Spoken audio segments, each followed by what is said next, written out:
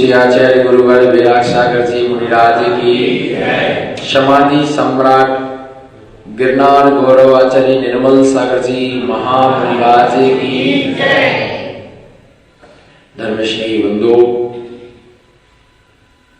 वयोवृद्ध आचार्य तीर्थों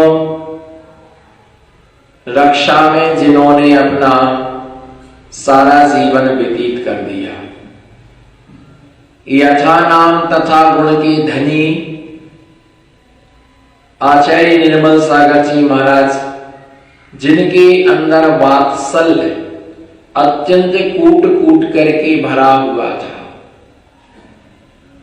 बड़े साधु प्रेमी थे, वात्सल्य रखते थे, बड़प्पन जिन्होंने अपना रखा गिरनार जी में ही, जिन्होंने अपना सारा जीवन समर्पित कर दिया, जिनके लिए सारा राष्ट्र गिरनार गौरव के नाम से जिनको जानते थे। अनेक अनेक जगह नए तीर्थ बने, लेकिन 100 नए तीर्थ बनाने की अपेक्षा एक पुराने तीर्थ को संभालना बहुत बड़ी चीज है। आचार्य निर्मल सागर जी महाराज छाणी परंपरा के वयोवृद्ध आचार्य महाराज थे। हमारा भी गिरनार जी हम यात्रा पर गए थे, हमारा मिलना हुआ और जैसे हमने उनका दर्शन किया, देख करके अत्यंत उनका मन प्रसन्न हो गया, हमारा उनको देख करके मन प्रसन्न हो गया और उन्होंने मुझे अपने गले से लगा लिया, अपने पास में बिठाला, सिंहासन बिठाला। मैंने बहुत मना किया कि महाराज आप ज्येष्ठ आचार्य हैं, बोले नहीं आप इधर बैठो। एक साथ 15 दिन तक हम साथ में रहे, आहारचर्या एक साथ, स्वाध्याय, प्रतिक्रमण, अनेकानेक चर्चाएं हुई। आचार्य महाराज के एक बहुत अच्छा सुझाव वहां रहा कि बिहार का समय निकटतम था, बोले देखो अपन दोनों संघों का मिलन हुआ है, चलो अपन एक साथ एक फोटो खिंचवाते हैं। तो मुझे डर लगा कि आचार्य महाराज, मेरी तो इच्छा थी कि महाराज के साथ फोटो खिंचवाएं, लेकिन डर लग रहा था कि कुछ बोलना नहीं। बोले चलो अपन बैठते आहार के बाद समय। उन्होंने आदमी को बुलाया, बोले सारा मंच यहाँ लगवा दो, सारे साधु आहार करके यहीं आएंगे एक साथ, पूरी संख्या, सारे श्रावक जितने तुम्हारे साथ आ उनको भी यहीं बिठा लगा लो, सबको एक साथ हो।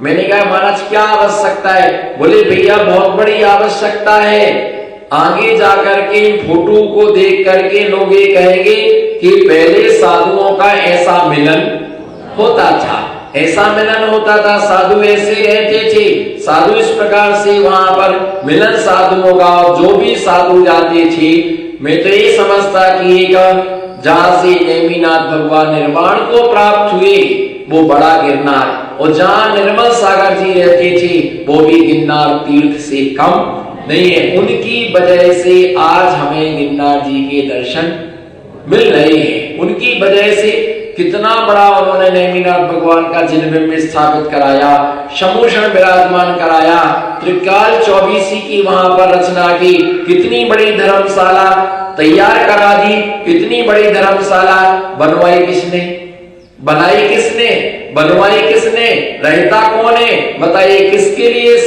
अगर निर्मल सागर महाराज जी ने इतनी विशाल धर्मशाला उन्होंने बनवाई है, किसके लिए?